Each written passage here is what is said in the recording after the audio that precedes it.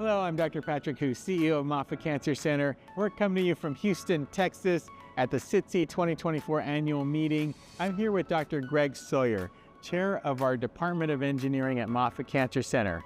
So Dr. Sawyer, tell us what you're doing today. Well, today is an amazing day. We're having the first ever cancer engineering workshop here at SITC. It's all about immune engineering. And we're covering a wide range of topics, from basically implantable materials to try to help the immune system better fight cancer, to new engineering approaches in CAR T cells and other cells, to even how we might manufacture better therapies in the future. And one of the things you're doing is working with biomaterials to simulate cancers in a 3D setting. Tell us about that. Yeah, exactly. It's the idea of basically bringing cancer out of the patient and into the laboratory. And in order to do that, we really have to find a way to do life in miniature, which is make something that can hold and support and nourish and allow us to study cancer in the safety of a laboratory and outside of the patients. So this is what we call liquid-like solids. And we use this with patient avatars, little models of the patient's tumors that we are able to bring into our laboratory to allow researchers like you to study how these tumors work and how we can treat them.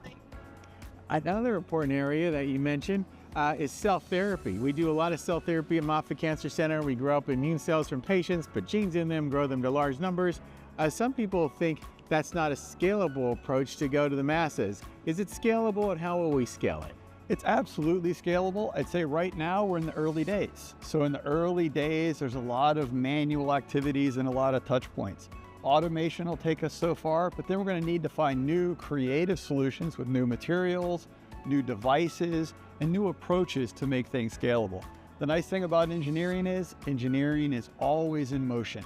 We're always trying new things, and we're always evolving these systems. So it's a great and dynamic time for engineering to be helping in cancer.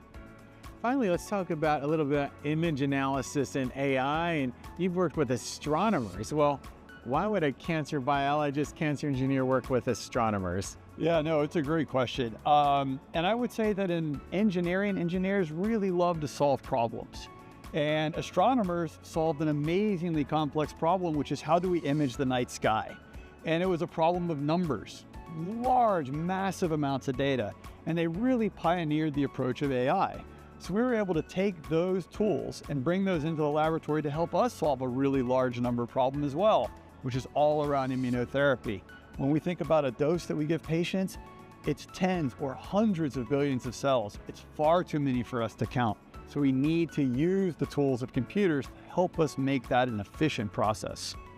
And instead of looking at the night sky, we're looking down through the microscope at the tissue section, right? Exactly. You take the same basic fundamental approaches, and instead of looking up, we drill down. Well, thanks so much for being with us here today, Dr. Greg Sawyer, head of our engineering department at Moffitt Cancer Center. Well, thank all of you.